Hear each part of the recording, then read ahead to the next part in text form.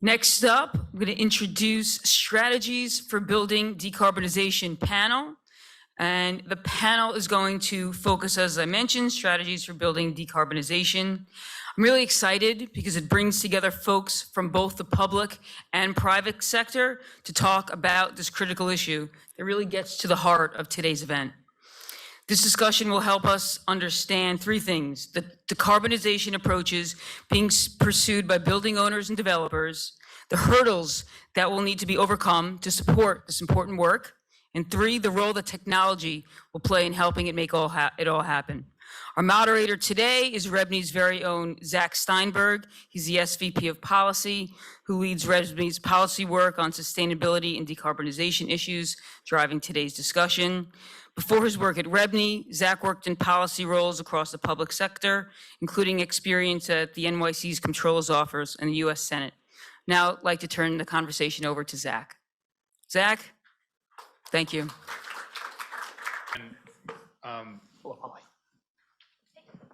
I know we are a little tight on time, so I'm just going to dive right into this and just quickly introduce the folks who are participating and say, this is the second week in a row I've got to sort of pick some people on a panel, which means I get to listen to interesting people, and I hope you all will agree at the end of this conversation.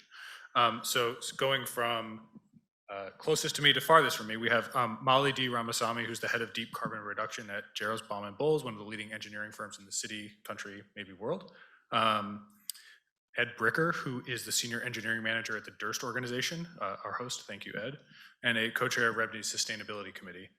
And farthest from me is Patrick O'Shea, director of market development at NYSERDA, and Patrick has been, and the rest of his team have been really incredible partners for this event, and so many other efforts in this area where they are really finding ways to make all of this possible. So thank you, Patrick. I think let's just dive right in, because this is a really important moment for this conversation.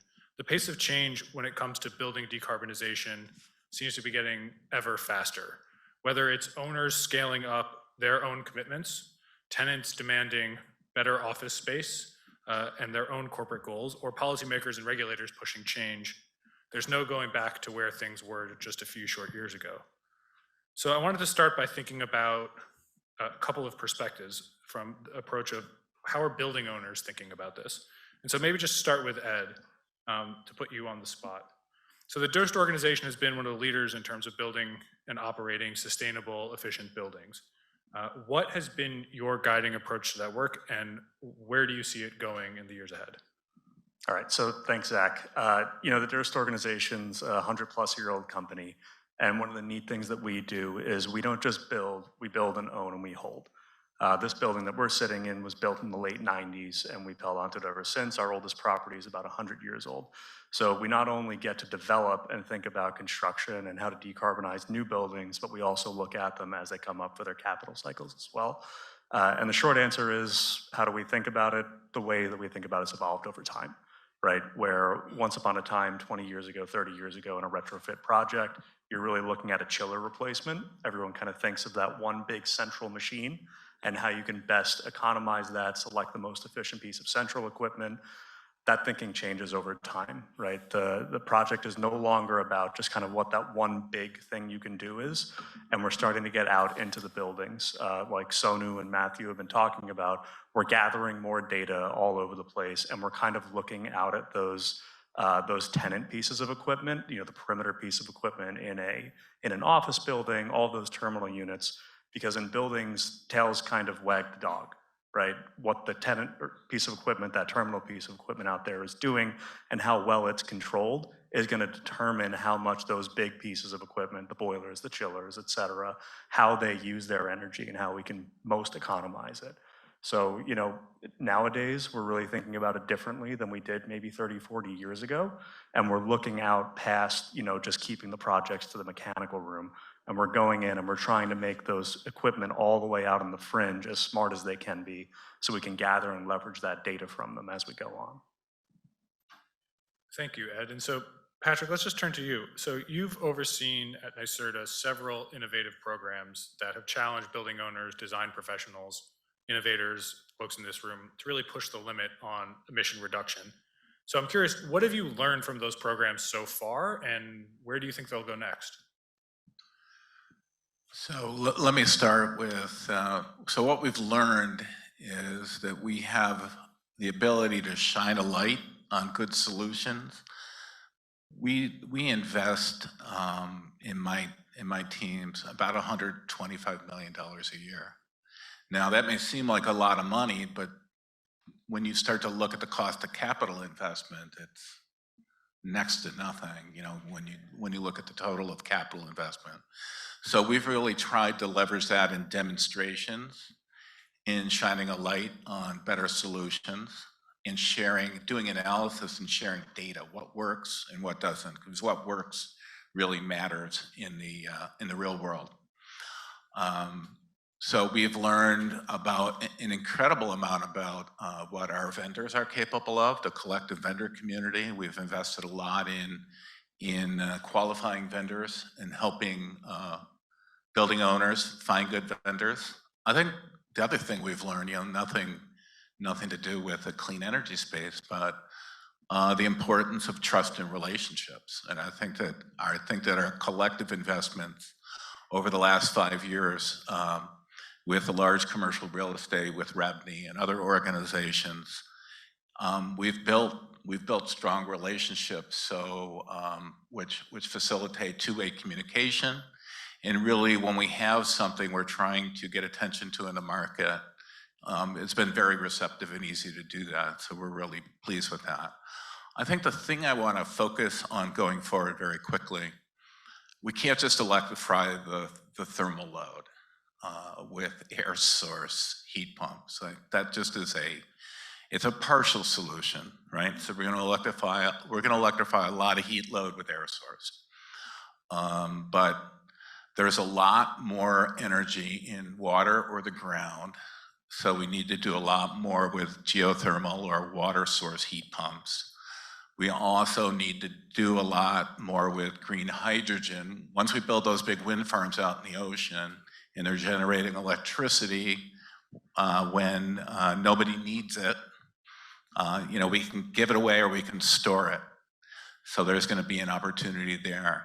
But I think more directly to this group, we really need to re-engineer the thermal dynamics of the buildings, the thermal load. So envelope is the only no-gret solution under every scenario, a better envelope. I mean, that works. And then also using technology that allows us to more finely control where the thermal load is going, and also the capability of moving thermal loads in building. You know, in New York, we have a constant problem of, we have a windy side of the building, we have a sunny side of the building, right? And so there is this constant issue of how do you move thermal load where it needs to go.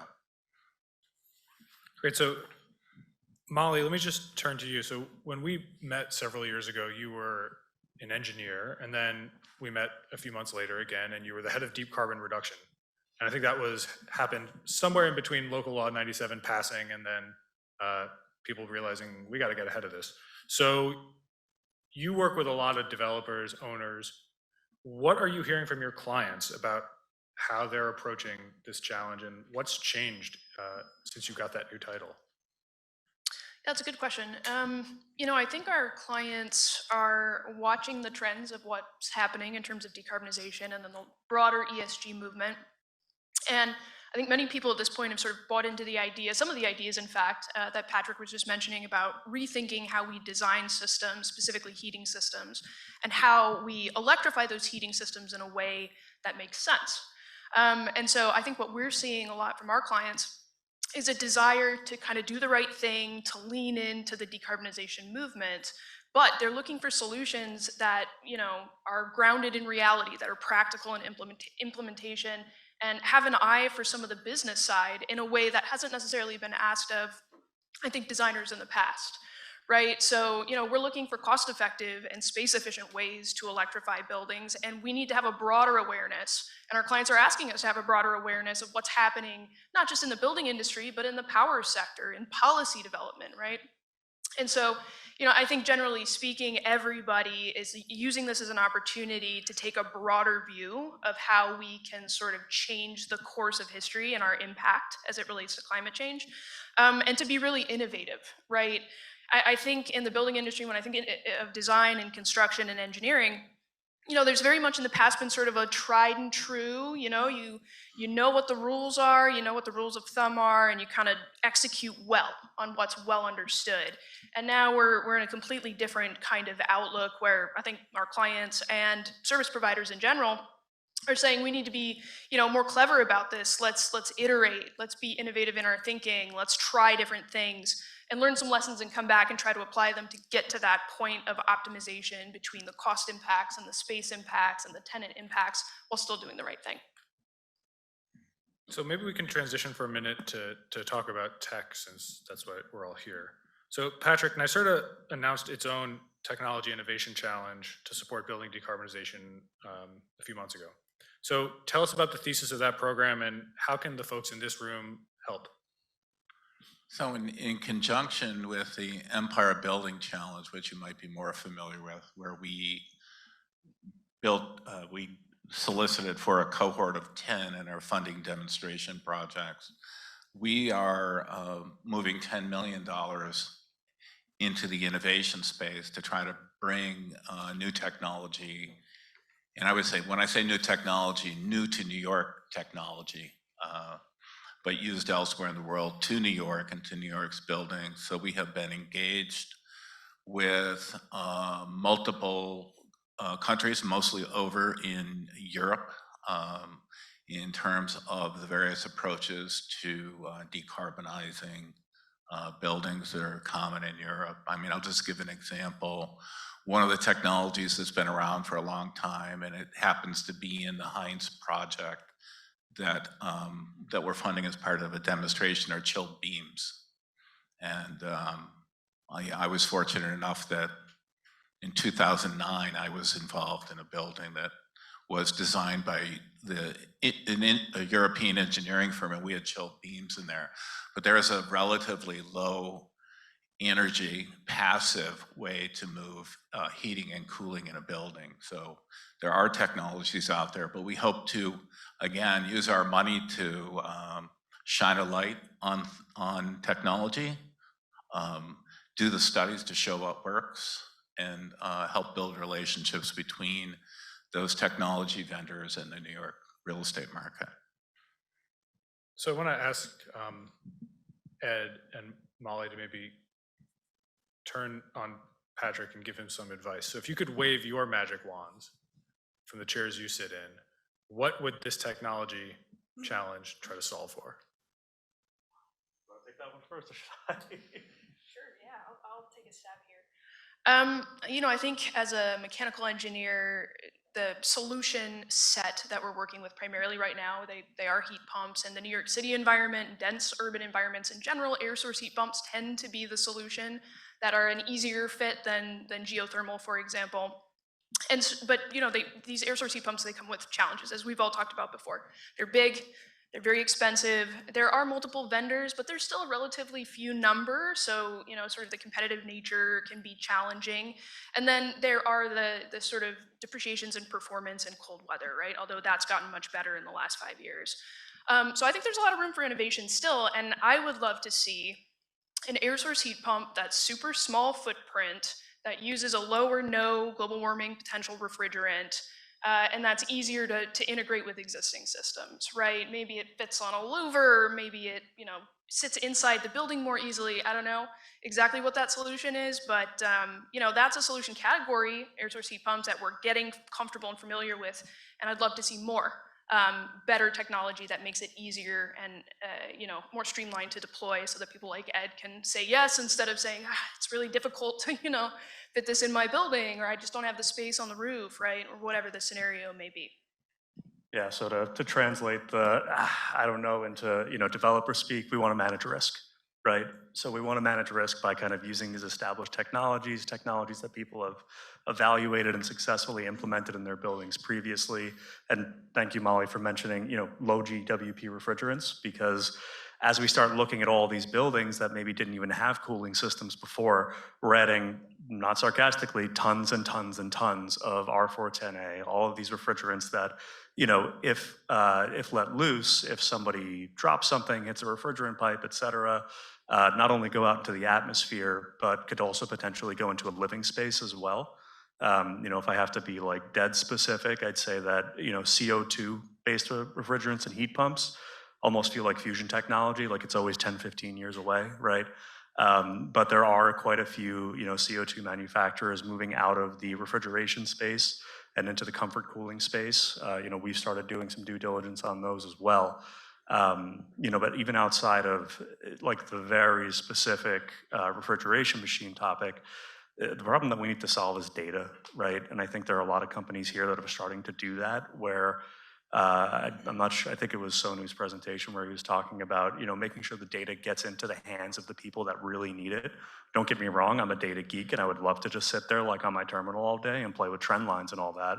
But I'm also not the guy running the chiller. I'm also not the guy, out there trying to fix the individual terminal unit that's misbehaving. And I'm not the guy trying to do the preventative or not trying to do the predictive maintenance on those units. So trying to get all of that data from those units that we are retrofitting, right? We're taking induction units, which are a very passive, translation dumb technology, and turning them into these very smart things. We're putting actuators, we're putting IP connections on them, so you can get all of this information back to a head end, but all of it's not helpful if it's not in a usable format.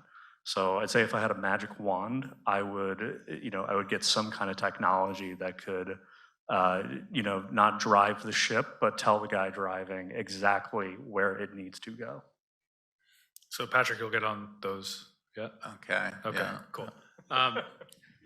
I'll make sure they're all plug and play. There we go. Well done. So I'll just ask one quick question to the group, and then happy to open it to a few minutes of audience questions. Obviously, one of the reasons we're all here, and one of the reasons the PropTech Challenge this year is focused entirely on getting to carbon net zero, is owners, developers, managers, the industry collectively is under significant regulatory and policy pressure to reduce emissions. That's particularly true in New York, but I think that's a global trend. And so how do you look out at the world and foresee government policy evolving in the future?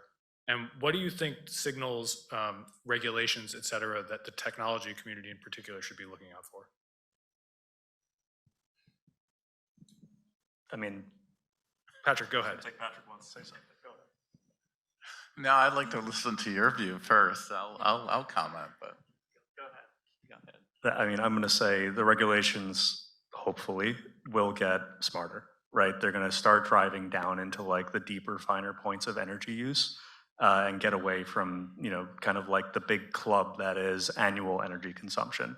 And you're going to start getting into, time of use information, and you're going to start driving really into, solutions that talk about thermal storage and economizing those in a way that makes it make even more sense for developers. And, God knows we've been ahead of the curve on that. We have 2 ice storage plants within 2 blocks of here. But for, I think, the large part of the industry, there's a lot of hesitation around that because it's not necessary right now in their mind. So I think you're going to start, we'll hopefully see government regulation and those market signals pushing you more towards, thinking about not only how much energy you're using, but when you're using it and how you're using it as well. Yeah, Did I give you enough lead in? Molly, go ahead, and then we'll let Patrick close. I would absolutely agree with that. I think, Local Law 97 as an example was a very disruptive piece of legislation, right? It put the focus on greenhouse gas emissions in the building sector in a way that hadn't been done before. And so in that way, I think it has been a successful policy in that it woke a lot of people up. However, to Ed's point, right, it's certainly not a perfect law, and there are going to be, I think, iterations and revisions throughout the United States on the model that is Local Law 97 that works at shifting the focus to the right metrics, but also the finer points of how people are using energy and when they're using energy. I think the point that I would make in addition to that is that the trend is clear. Right? I wouldn't expect policy to take a step backward. I wouldn't expect it to happen less frequently, right? I think we're going to see more and more of this kind of thing, right? In different flavors, and I think it's going to happen across the US. It's already happening across the world. The trends are very clear, and I think, what's interesting to me is those policy mandates in a lot of ways have translated sort of to the general market and what people as consumers are asking for. And I think that's what you're seeing when you see this sort of broad focus on the ESG movement, right? Maybe everybody started thinking about this stuff because of policy, but this has made it into the mainstream now. And now that it's in the mainstream, it's certainly not going away. If anything, it's just going to pick up in speed and fervor.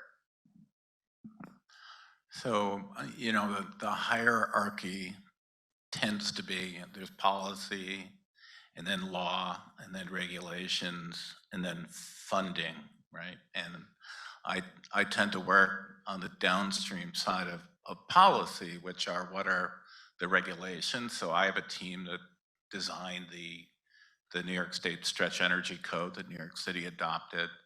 And then also, obviously, you can see programs that NYSERDA is funding. I mean, so I have to translate policy into something that's actionable, something that's affordable. And then I have to understand that it's an asymmetric world. As challenging as decarbonizing large commercial real estate is, the fundamental issue in New York State is going to be decarbonizing affordable multifamily housing and the cost of doing that, and how is that going to be paid for. So there are, you know, there are areas where we can make progress more rapidly. Also new construction.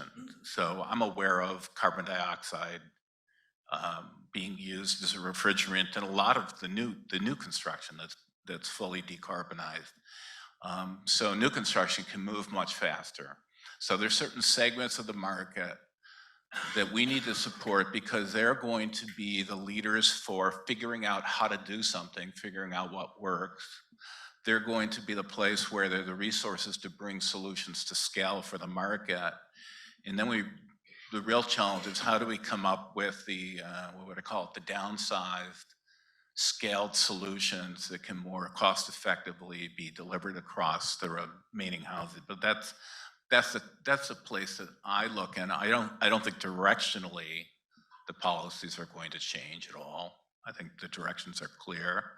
I think that right now we're seeing the challenge of how fast can we move given cost of energy, given inflation, given interest rates going up, which just affects capital construction. It affects investment, right? So I think we've got a 2 or 3 year challenge. Plus, we're just getting out of the disruption of COVID, which I think the building, in terms of do we have the right amount of office space, retail space, housing space? I think that's being worked out as well. So this is a challenging time, but directionally, I think things are pretty well set. So why don't we take maybe 1 or 2 questions? Sandy, you have time? Sure. 1 or 2?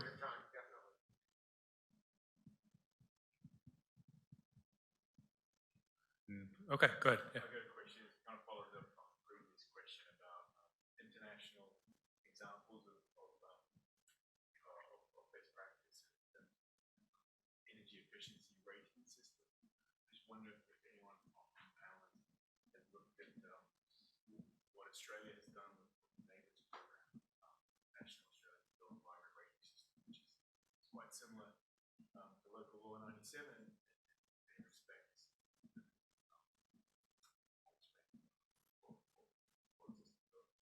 So the question for those who didn't hear it is to what extent folks on the panel have looked at other rating systems used across the globe, including in Australia? I was going to say I'm not familiar with them, but I hope that Molly is. Yeah, so I'm not familiar with the one in Australia specifically, but I think across the US, which is where I tend to focus most of my attention, I think there are 7 jurisdictions right now that have true performance-based standards, 2 of which at this point are carbon focused. I'm curious to know if the one in Australia that you're speaking of is performance-based on greenhouse gas emissions versus something like EUI. But yeah, I mean, there are other examples that I'm aware of, don't know as much, in the UK and other sort of requirements that put restrictions on what can happen with real estate depending on a performance rating. So yeah, just curious to know, is it greenhouse gas based or EUI based, the one that you're speaking of? EUI based. Yeah, I'd say that's probably the most common one. you know, it's UI in a lot of ways is an easy one to base a performance standard around because the access to the data, right, to calculate an energy use intensity tends to be pretty widely available. With greenhouse gas, and I think, you know, the reason that we're only seeing 2 jurisdictions right now in the US that have a standard like that is because it's not as easy to kind of get and crunch that information. But I think we'll start to see those kind of come about more and more. You have time for one more, maybe? Yeah, I've got one question from the audience on Zoom. What exactly is the kind of data and temporal resolution, annual, monthly, hourly, needed for real estate CapEx and operational planning? So, I mean, ideally, we always operate with hourly. I'm not sure where to look for the Zoom audience, but just generally to everyone, I guess. Above the clock. Okay, there we go. Hi. So the resolution you're going to look for, realistically, if you have 15-minute data, that's beautiful. But hourly data typically, cuts it pretty well. Anything beyond that, and you start to have a lot of trouble if you're trying to do anything with regard to heat recovery, thermal storage, et cetera, it gets really tough to break down the resolution to get to the sizing criteria that you need on the CapEx cycle and that development cycle to be able to economize that decision. Anything, really less than an hour, and you're starting to rely more on the energy model than you are the historical data. And we've made great use of not energy modeling, I'm sorry, utility submetering. When we did our renovation at this pointing next door, because I think I'm in One Bryant Park, but in this building at 151 West 42nd, we were actually able to downsize a lot of central plant equipment because we had BTU meters on the chilled water system for a year prior. And I believe there was originally something like 5,000 tons of chiller installed at the building originally. We were able to cut that down to 4,000 because we realized that the building really only operates above 3,200 tons for, I think, 3 or 4 hours a year.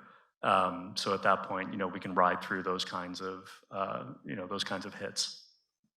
If I could follow up to that very quickly, I think that hourly data in general, even for energy service providers, kind of outside of the real estate investment cycle conversation, is immensely helpful. I think there could be an argument made for doing all energy-related benchmarking in hourly data, for example, and I think that would help people make decisions in a better way, having that granularity at their fingertips. Great. Anything else online? If there are more questions, we still have time for a few more questions if you'd like. One more? If not? Okay, well, I think we're the only thing standing between folks and eating, so that probably means we should wrap up. So I want to thank Patrick, Ed, and Molly, and look forward to seeing you all this afternoon.